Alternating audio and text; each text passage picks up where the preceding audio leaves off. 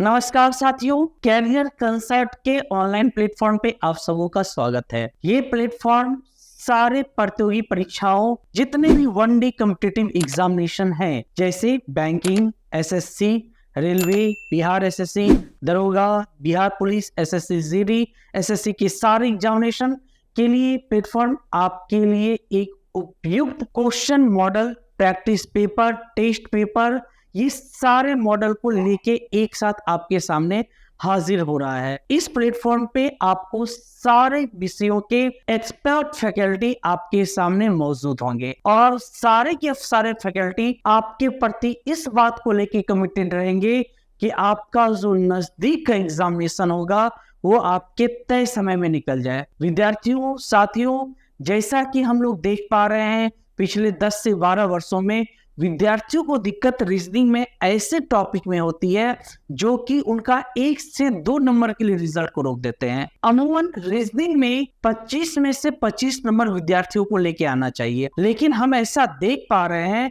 कि विद्यार्थी 25 में 25 नहीं कर पाते हैं और जो 25 में 25 करे जाते हैं उनका रीजनिंग में ही समय आधे घंटे लग जाता है। वस्तुतः यह समय कितना होना चाहिए? ये समय मैक्सिमम होना चाहिए आपका 12 से 13 मिनट। एक दो ऐसे बच्चे भी हैं जो आराम से इस क्वेश्चन को 11 मिनट 10 मिनट में सॉल्व कर लेते हैं।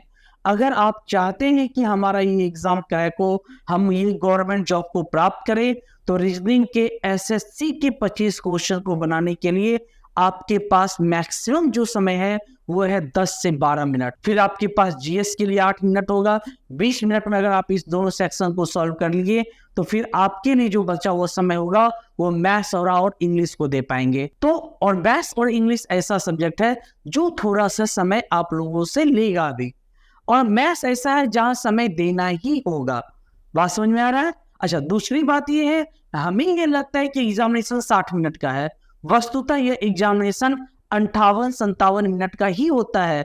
2 से 3 मिनट तो एग्जाम, ऑनलाइन एग्जाम में कभी वो बीच में फोटो लेने आ जाएंगे, कभी कोई ऑथेंटिकेशन करवाने के लिए आ जाएंगे, और जब ऐसे किसी भी आप काम को करने जाएंगे, चाहे सिग्नेचर नहीं मैच किया कोई भी चीज, तो फिर आपका 1 से 2 मिनट जाएगा ही जाएगा।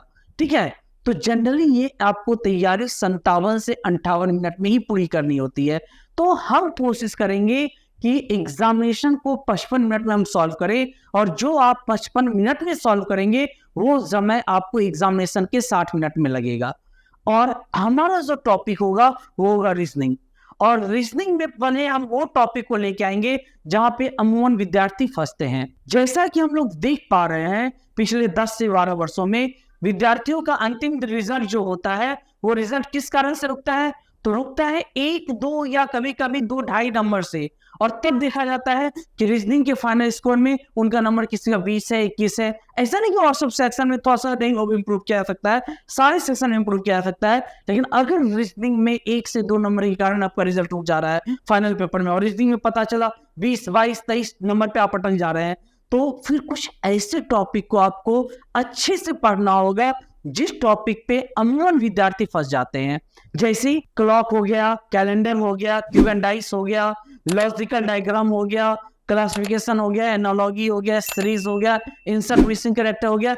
ये सारे वैसे टॉपिक हैं जिसमें अमूमन विद्यार्थी फंस जाते हैं, या उनसे समय अधिक लगता है, और समय अधिक लगता है तो दूसरे क्वेश्चन को जो उनको आसान लगता है वो मैनेज नहीं कर पाते हैं, और ये लास्ट में बताते हैं कि 5 क्वेश्चन उस सेक्शन से रह गया, अगर थोड़ा सा समय मिल जाता, थोड़ा जल्दी प्रश्नों को बना पाते तो उन सारे सेक्शन को भी देख पाते। तो हम आपको पहले रीजनिंग में वो सारे सेक्शन लेके आएंगे जहां पे जनरली ये सब समस्या होती है। विद्यार्थियों, आज जिस समय मैं ये प्रोग्राम शूट कर रहा हूं उस समय एसएससी के ऑलमोस्ट सारे वैकेंसी इन द लाइन है। जैसे अभी आपका आज ही के डेट में एसएससी सीजीएल का लास्ट डेट है फॉर्म भरने का, एमटीएस का कुछ दिन में फॉर्म भरने का लास्ट डेट खत्म हो जाएगा, सीजीएल का फॉर्म भरा चुका है। ठीक है, बिहार एसएससी इंटर लेवल का भी फॉर्म भरवाया जा चुका है, जिसका हो सकता है कि जल्दी एग्जाम होने वाला है। हम लोग उसके लिए लगातार प्रयासरत भी हैं कि जल्द से जल्द बिहार एसएससी इंटर लेवल का एग्जाम हो जाए। ठीक है, तो इन सारे एग्जाम में रीजनिंग एक मेन ऐसी भूमिका में आता है जहां पे आपका टारगेट स्कोर जो है वो सबसे ज्यादा अचीव किया जा सके। अगर आप टारगेट करते हैं कि हमको नहीं रीजनिंग के 25 में 25 नंबर लाना है, तो कुछ ऐसे टॉपिक है जिन पे आपको गहन अध्ययन करना होगा। छोटे मोटे अध्ययन से यहाँ पे ये समस्या आती है। तो वैसे ही टॉपिक को लेके आ रहे हैं हम कैलेंडर। और कैलेंडर ऐसा टॉपिक है जहाँ पे अमूमन बच्चे को दिक्कत होता है। और बहुत सारे बच्चे ऐसे होते हैं जो कहते हैं कैलेंडर के लिए कौन सा कोड यूज करें। बहुत सारे बच्चे को तो कंफ्यूजन है, कैलेंडर का कोड अलग अलग दे रखा है, किसी बुक में कुछ और दे रखा है, किसी ने कुछ और बता रखा है। तो जनरली ऐसा क्यों होता है, तो इसके लिए हमको ये भी समझना पड़ेगा कि हमको कौन सा कोड कहाँ यूज करना है। एक्चुअली अगर आपको कोड से ज्यादा समस्या है तो फिर उसके और भी तरीके होते हैं, क्योंकि कैलेंडर जो है वो मैथमेटिक का ही एक टॉपिक है। जैसे कैलेंडर क्या है, वो जनरली हम लोग काउंटिंग करते हैं डे मंथ ईयर। और ये डे मंथ ईयर क्या, हमको ये समझ है। जैसे अगर मान लीजिए अगर आज का हम टॉपिक कर रहे हैं, कैलेंडर शुरू कर रहे हैं, तो कैलेंडर के टॉपिक में मान लीजिए अगर आज का हम डेट लिख रहे हैं, आज का डेट हमारा है 18 जुलाई 2025 और आज का दिन जो है वो है फ्राइडे का। अब कैलेंडर के लिए हमको यही 4-5 चीज चाहिए। जैसे अगर आपको डेट का नॉलेज है, किसका नॉलेज है, डेट, तारीख, दिनांक। अगर आपको दिनांक का बारे में पता है तो फिर यहाँ आपको समस्या नहीं होगी। ये जो है ये हमारा मंथ है, ये हमारा क्या है, मंथ, माह, महीना। ये हमारा क्या है, ये हमारा ईयर है, क्या है, ईयर, वर्ष। और ये हमारा क्या है, ये हमारा डे है, क्या है, डे, दिन, क्या है, दिन। और इसी से क्या बनता है, वीक। क्या बनता है, वीक, जिसको हम लोग क्या बोलते हैं, सप्ताह। क्या बोलते हैं, सप्ताह। मतलब कैलेंडर के लिए हमको ये 5 चीजों के कैलकुलेशन को समझना होगा। कैलकुलेशन के टॉपिक में कोड कहां से लाया है और डे कहां से आया है, बस अगर हम इस 5 चीजों के कैलकुलेशन को समझ ले।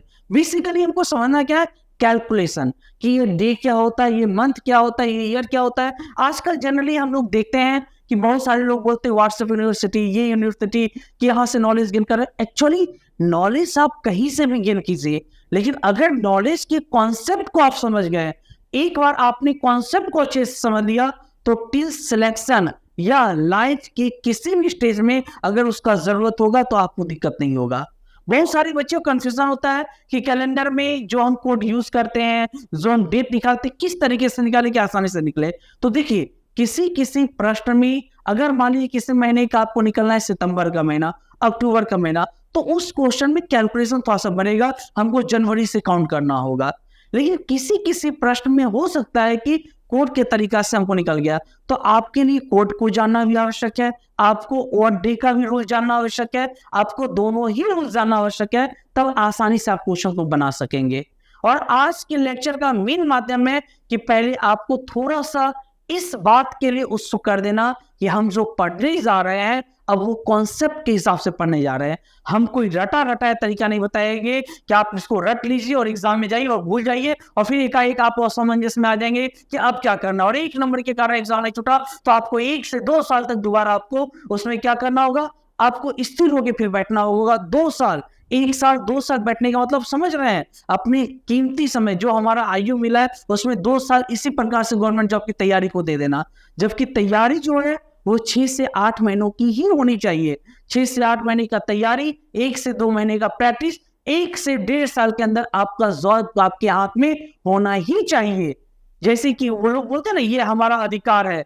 तो अगर आप अपने पूरे तैयारी को सिस्टमेटिक वे में लेके चले, जैसे अभी हम शुरू कर रहे हैं, तो हम पहले क्या सीखेंगे, हर चीज के कॉन्सेप्ट को समझेंगे। जैसे अगर कोई बोल दे ईयर, जनरली हम लोग क्या देखते हैं कि कोई भी टीचर है और ये से बता दिया ईयर क्या होता है, एक लीप ईयर होता है, एक साधारण वर्ष होता है। पहले तो ये पूछ रहे थे कि ईयर होता क्या है, ईयर का काउंटिंग कहाँ से शुरू होता है, ईयर कहते किसको है, वर्ष कहाँ से आया, ये कॉन्सेप्ट ही कहाँ से आया। और अगर ये कॉन्सेप्ट, और एक बार आपने कॉन्सेप्ट को समझ लिया फिर आपको समस्या नहीं होगी। जैसे अगर हम बात करें ईयर, जैसे ईयर में आज हम 2025 ही लिखे हैं, कभी आप ये सोचे कि ये 2025 ही क्यों लिखा हुआ। अगर मान लीजिए अगर हम लोग हिस्ट्री पढ़े हैं, हम लोग पढ़ते आग का आविष्कार 10,000 साल पहले हो गया, पृथ्वी की उत्पत्ति 4.5 अरब वर्ष हो गई, फिर ईयर में ये 2025 से क्यों लिखा हुआ है, ये भी तो समझना होगा। और ये भी समझना होगा कि 2025 के बाद ये बाकी सब चीज इसके साथ कैसे जुड़ गया। तो इसके लिए हम एक बार इस कॉन्सेप्ट को देख लेंगे तो ये अपने आप क्लियर हो जाएगा। तो चलिए देखते हैं एक एक करके कॉन्सेप्ट को। पहले हम बात करेंगे किसका, ईयर का। पहले किसका बात करेंगे, ईयर का। ये ईयर क्या होता है, इसको हिंदी में क्या कहते हैं, वर्ष कहते हैं। ये वर्ष क्या होता है, तो देखिए सभी ग्रह सूर्य का चक्कर लगाते हैं और आज आप 18 साल, 19 साल, 20 साल, 22 साल, 35 साल तक के हो सकते हैं। तो इसके पीछे रीजन क्या है कि आपका जन्म पृथ्वी पे हुआ है, और ये जो ईयर की काउंटिंग होती है according to rotation of the earth. पृथ्वी जो सूर्य का एक चक्कर लगाता है उसमें जो वक्त लगता है उसे ही हम लोग वर्ष कहते हैं। वर्ष किसे कहते हैं? पृथ्वी सूर्य के चक्कर लगाने में जो समय लगता है उसको क्या कहते हैं? वर्ष कहते हैं। और इसमें कितना समय लगता है? तो इसमें एग्जैक्ट जो समय लगता है वो होता है 365 days 5 hour 47 minute 46 second. Accurate जो टाइमिंग है वो ये है आपका 365 डेज 5 आवर 47 मिनट 46 सेकेंड। अब जब हम कैलकुलेट करते हैं इस समय को कि पृथ्वी, जैसे मान लीजिए कि ये सूर्य है, ये क्या है? सूर्य, इसके चारों ओर ग्रह चक्कर लगा रहे हैं। ये सबसे पहला ग्रह कौन है? बुध ग्रह। बुध ग्रह का ये रोटेशन कितने दिनों का होता है? तो मात्र 88 दिनों का होता है। अगर हमारा जन्म बुध ग्रह पे हुआ होता तो आज हमारा एज जो है वो 25 साल 30 साल नहीं हुआ होता, यहाँ से 4 गुना बढ़ गया होता। क्यों? क्योंकि ये जो रोटेशन होता है ये रोटेशन कितने दिनों का होता है? 188 डेज। जबकि ये रोटेशन कितना होता है? 365 डेज 5 आवर 47 मिनट और 46 सेकेंड। अब जब हम क्वेश्चन को बनाएंगे, जब हम क्या करेंगे? क्वेश्चन को बनाएंगे, तो क्वेश्चन बनाने में क्या होगा? चलिए, तो हम क्या समझ रहे थे? हम समझ रहे थे वर्ष को। वर्ष क्या होता है? तो वर्ष, ईयर, ये हमने जान लिया कि ये क्या है? सूर्य है, और सूर्य के चारों ओर पृथ्वी और बाकी ग्रह चक्कर लगाते हैं। जो सबसे नजदीक का ग्रह वो कौन सा? बुध, मरकरी, और इसका एक ईयर कितने का होता है? 88। जबकि पृथ्वी के लिए रोटेशन कितना होता है? 365 डेज 5 आवर 47 मिनट 46 सेकेंड। ये जो होता है इसी की काउंटिंग अनुसार हमारा वर्ष शुरू होता है, और यहीं से हम गणना को शुरू करते हैं। दूसरा क्या है? दिन। सबसे छोटा ही क्या है? दिन क्या होता है? पृथ्वी जब अपने अक्ष पे एक बार घूम जाती है तो उसमें जो समय लगता है वो क्या होता है? दिन। और इसी पे पूरा का पूरा कैलकुलेशन है। और यही दिन जब 7 बार चक्कर लगा लेगी तो क्या कहलाता है? सप्ताह कहलाता है। और एक बार इसी कैलकुलेशन को हम अगर सीख ले तो फिर कभी समस्या नहीं होगी। अब जैसे मान लीजिए, जैसे ही आया 365 days 5 hour 47 minute and 46 second, तो उसी समय दिमाग में आना चाहिए हम या तो 365 लेते हैं या 366। हम कभी ये पूरा कैलकुलेशन नहीं करते हैं। इसके पीछे क्या है? ये छोटे छोटे कैलकुलेशन कभी ना कभी बार बार समस्याएं ग्रहण करेगी। इसीलिए हम क्या करते हैं, इसको ऑन ए अप्रॉक्स बेसिस कितना ले लेते हैं? 6 आवर। अब एक साल में कितना दिन लेते हैं? 365 दिन 6 घंटा। अब दूसरे साल में भी क्या होगा? 365 दिन और 6 घंटा। तीसरे साल में भी क्या होगा? 365 डेज और 6 आवर। जैसे ही चौथे साल में यहाँ 6 आवर आया तो ये 6 आवर ऐड करते कितने कितने हो गए? 24 आवर। और एक डे का ड्यूरेशन कितना होता है? 24 आवर। तो यहाँ पे कितना हो जाएगा? 365 प्लस 1 डे, टोटल 360 डेज। और ये 366 डेज होगा वही क्या कहलाता है? Leap year. वही क्या कहलाता है? Leap year. अब यहाँ से पूरा कैलकुलेशन समझ में आ गया। नॉर्मल ईयर क्या होता है? 365 डेज का होता है। ये जो एक्सेस 6 आवर लगभग है वो हम क्या किए? कैलकुलेट करते चले गए, और वहां से क्या बना लिए? Leap year. अब आप ये कभी नहीं भूलिएगा, लीप ईयर क्या होता है? ये जो एक्सेस समय है 5 आवर 47 मिनट 46 सेकेंड, उसको ऑन अप्रॉक्स 6 आवर ले लेते हैं, और वो 6 आवर को कैलकुलेट करते हैं तो हर चौथे साल क्या हो जाएगा? लीप ईयर आएगा। तो लीप ईयर पकड़ने का आसान तरीका क्या है कि जैसे ही पता चल जाए ये संख्या 4 से भाग लग जाएगी। क्यों? क्योंकि हर 4 साल पे लीप ईयर होता है। और 4 साल पे लीप ईयर क्यों होता है? ये 6 घंटा हम जोड़ेंगे, कितना हो जाएगा? 24 घंटा। और 24 घंटा एक दिन के बराबर होता है, और चौथे साल में वो जुड़ जाएगा तो 366 डेज हो जाएंगे। समझ में आ गया? चलिए आगे ध्यान देते हैं। अब मान लीजिए अगर हमको आगे समझना होगा कि अब एक समझिए कि लीप ईयर क्या होता है, तो लीप ईयर 366 डेज का होता है। कितना होता है? 360। और एक क्या होता है? नॉन लीप ईयर, जिसको साधारण अधि, इसको क्या कहते हैं? साधारण वर्ष। क्या बोलते हैं? साधारण। और इसको क्या बोलते हैं? अधिवर्ष। एक लीप वर्ष में कितने दिन? 366। और एक साधारण वर्ष में कितने दिन? 365 डेज। अब एक बात और समझना है, ये जो हमने कैलकुलेशन किया था 366 दिन का, तो ये कैलकुलेशन कैसे किया गया था? 5 आवर 47 मिनट 46 सेकेंड। इसके जगह हमने लिया था 6 आवर। क्या लिया था? 6 आवर। अब जाहिर सी बात है एक छोटा सा मात्रा भी जो है ये 13 मिनट और 12 मिनट और 14 सेकेंड का, ये कभी ना कभी तो एक लार्ज अमाउंट में बदल जाएगा। और ये लार्ज अमाउंट में कब बदलेगा? तो एक छोटा सा कैलकुलेशन है। अगर आपसे कोई कहे कि 1 रुपए किसी को देना हो तो या 1 रुपए कोई आपको दे तो आपको लगेगा कुछ अमाउंट लिया दिया ही नहीं गया। लेकिन अगर वो 1 रुपए का अमाउंट भी, जैसे आपने सुना होगा एसआईपी, ये एसआईपी क्या होता है? आपने बहुत सुना होगा एसआईपी लोग करते हैं। ये एसआईपी क्या होता है? और एसआईपी के बाद लोग करोड़पति बन जाते हैं। इससे बहुत सारा ऐड में दिखाया जाता है। ये एसआईपी होता है छोटा छोटा राशि जोड़ जोड़ के बड़ा राशि बदल जाता है। 1 रुपए जिसका आप कोई वैल्यू नहीं समझ पा रहे होंगे अभी क्या इस समय में 1 रुपए का बात करते हैं, 1 रुपए का तो कोई वैल्यू नहीं नजर नहीं आता। लेकिन वो 1 रुपए अगर 30 दिन तक देखा जाए तो 30 दिन वो 30 रुपए के बराबर हो जाएगा। अगर वो 1 वर्ष तक अगर 1 रुपया चलता रहा तो 365 रुपीज के बराबर हो जाएगा। और अगर वो 10 साल हो जाता है तो 3650 रुपये हो जाएंगे। अब आप समझ रहे हैं, एक छोटा अमाउंट भी बहुत बड़े अमाउंट में बदल सकता है। और ये सीख बहुत बड़ी सीख है, आपको पूरी लाइफ ये काम आएगा। एक छोटा छोटा हर चीज का बचत आपको बहुत भारी फायदे में लेके चला जा सकता है। और छोटा छोटा गलतियां, और ये एग्जाम में भी होता है, छोटा छोटा गलती ही आपके समय को खींच लेता है। जैसे 1 रुपया का वो क्या लगा, कोई इंपॉर्टेंस नहीं है, लेकिन ये धीरे धीरे कितने में बदल गया, 3650। तो उसी प्रकार से हम छोटी छोटी गलतियों को जब सुधारते चले जाएंगे तो हमारा जो एग्जाम का जो टारगेट होगा वो आसानी से हमको लक्ष्य प्राप्त हो भी जाएगा। तो चलिए फिर से आते टॉपिक पे। तो ये छोटा अमाउंट हमको लगा कि कोई समस्या नहीं करेगा, लेकिन ये समस्या किया। और ये जब समस्या करना शुरू किया तो जो उस समय के वैज्ञानिक थे जिनका नाम था पोप ग्रेगरी 13वें, उन्होंने जब कैलकुलेशन किया तो उन्होंने पाया जब हम इसको 366 डेज और 365 डेज और यहाँ पे 6 आवर लेके चल रहे थे तो ये 128 साल में, कितने साल में, 128 साल में 1 दिन का गड़बड़ी नजर आया। कितने साल में, 128 साल में 1 दिन का गड़बड़ी नजर आया। और उस गड़बड़ी को कब सुधारा गया? पहली बार उस गड़बड़ी को 1582 में सुधारा गया। 1582 ईस्वी में इस गड़बड़ी को कैसे सुधार किया गया? तो आपको बहुत ही इंटरेस्टिंग बात बताता हूं कि व्यक्ति लोग क्या किए कि 4 अक्टूबर को सोए, कब, 4 अक्टूबर 1582 को सारे व्यक्ति सोने चले गए। और जब वो जगे अगले दिन, अच्छा 4 अक्टूबर के बाद जान लो क्या अगला डेट क्या आना चाहिए? 4 अक्टूबर के बाद अगला डेट आना चाहिए 5 अक्टूबर। कितना आना चाहिए? 5 अक्टूबर। लेकिन जब वो जगे तो वो डेट 5 अक्टूबर नहीं था, वो डेट यहाँ से सीधे 11 दिन बढ़ चुका था। और 4 अक्टूबर के बाद कैलेंडर में अगला जो डेट आया था वो आया था 15 अक्टूबर 1582। और जब आप कैलेंडर में गूगल को आप देखिएगा कि 4 अक्टूबर के बाद 5 अक्टूबर कभी खोज के देखिएगा, आपको गूगल ऐसा कभी कोई डेट बताएगा ही नहीं, क्योंकि कैलेंडर से ये 10 दिन गायब हो चुके हैं।